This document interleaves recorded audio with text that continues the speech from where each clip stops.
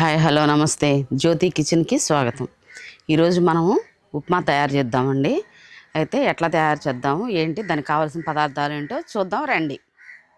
ఉప్మా రవ్వ అండి. ఉప్మా రవ్వ నేను ఈ చిన్న గిన్నె తీసుకున్నాను. ఇందులో కావాల్సిన పదార్థాలు చెప్తానండి. పచ్చిపప్పు, ఆవాలు, సాయి పెసరపప్పు, కొంచెం కొత్తిమీర, నెయ్యి, వేరుశనగ గుళ్ళు, తర్వాత అండి పెద్దలిపాయ ఒకటి, కొంచెం అల్లము, క్యాప్సికము, 2 చిన్న టమాటాలు, 3 పచ్చిమిర్చి, కొంచెం క్యారెట్ తీసుకుంటాను. తర్వాత ఉప్పు, నూనె, ఇంకా కావాల్సిన పదార్థాలు ఇంతేనండి. తక్కువ ఇంగ్రీడియంట్స్తో చాలా టేస్ట్గా ఉంటుందండి. చాలా జారుగా ఉంటుంది, తినడానికి కూడా చాలా రుచిగా ఉంటుంది. అసలు ఇట్లా చేసుకుంటే కనుక ఎంత తిన్నోళ్ళైనా కానీ, ఉప్మా అంటే చాలామంది తినరు, అసలు ఇష్టం ఉండదు, చాలామందికి ఇష్టం ఉండదు. కానీ ఇవన్నీ వేసుకొని వెజిటేబుల్స్ అన్నీ వేసుకొని తింటే కనుక చాలా సూపర్గా ఉంటుంది, అద్భుతంగా ఉంటుందండి. అయితే ఇప్పుడు వీటన్నిటిని శుభ్రంగా కడుక్కొని కోసుకొని ఎట్లా చేయాలో చూపిస్తాను మీకు.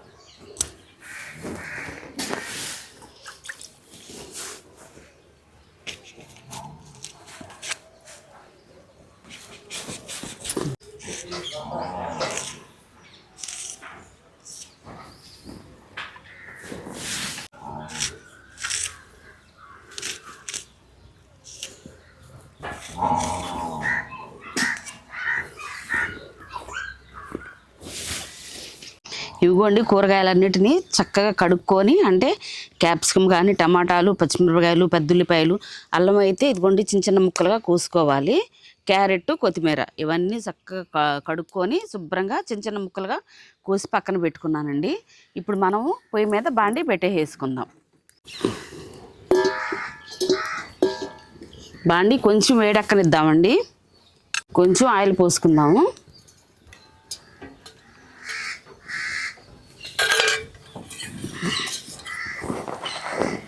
కొంచెం స్పూను నెయ్యి కూడా వేసుకుందామండి.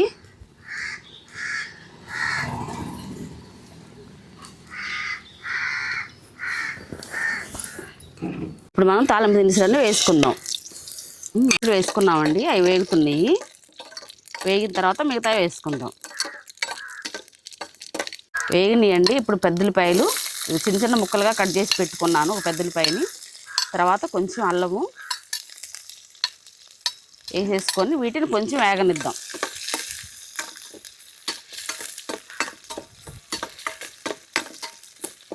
నేను ఒక చిన్న కప్పు మాత్రమే రవ్వ తీసుకున్నాను కాబట్టి కొంచెం కొంచెం క్వాంటిటీలో వేసుకుంటున్నాను. ఎక్కువ తీసుకున్న వాళ్ళు ఎక్కువగా అన్నీ వేసుకోండి. ఇప్పుడు మనం క్యారెట్ వేసుకుందామండి. క్యారెట్, పచ్చిమిర్చి, క్యాప్సికమ్, టమాటా, చివరిన కొత్తిమీర వేసుకుందాం.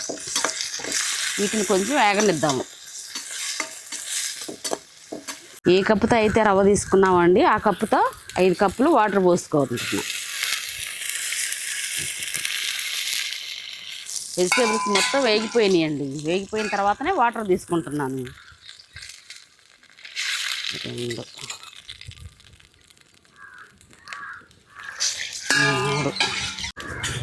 5 కప్పులండి.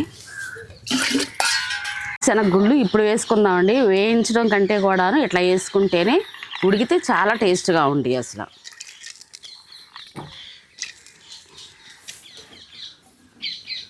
కొత్తిమీర కూడా ఇప్పుడే వేసేసుకుందాం.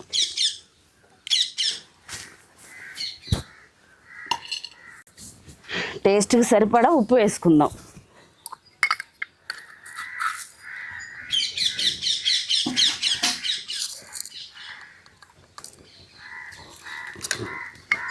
ఇంక కొంచెం తెరిలిన తర్వాత రవ్వ పోసేద్దామండి. ఇదిగోండి చక్కగా తెరులుతున్నాయి. ఇప్పుడు మనము రవ్వ పోసేసుకుందాము.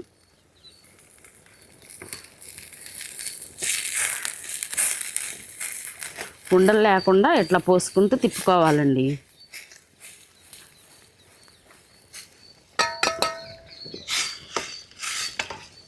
ఇప్పుడు కొంచెం ఉడకనిద్దాం దీన్ని.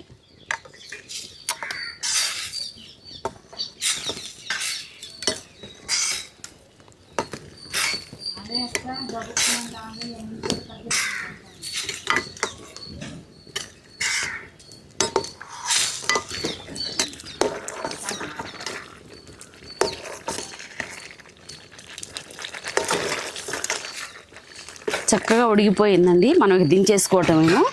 ఇప్పుడు మనం ఈ ఉన్న నెయ్యి కూడా వేసేసుకుందాము.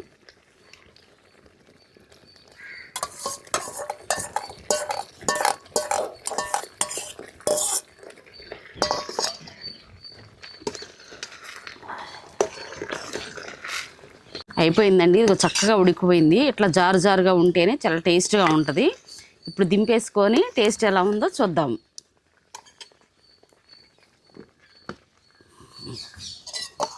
ఇదిగోండి, ఎంతో టేస్ట్గా ఉండే ఉప్మా రెడీ అయిపోయింది. ఇప్పుడు మనం టేస్ట్ ఎలా ఉందో చూద్దామండి.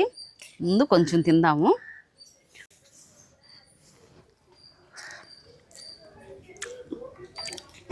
సూపర్గా ఉందండి. అసలు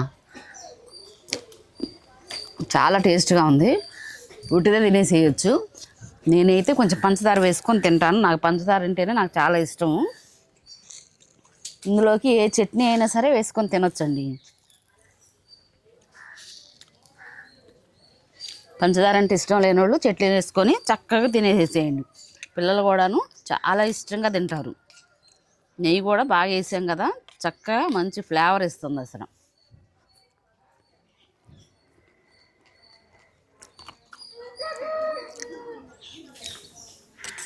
సూపర్గా ఉందండి, అదిరిపోయింది. మీరు కూడా ఇలాగే చేసుకోండి.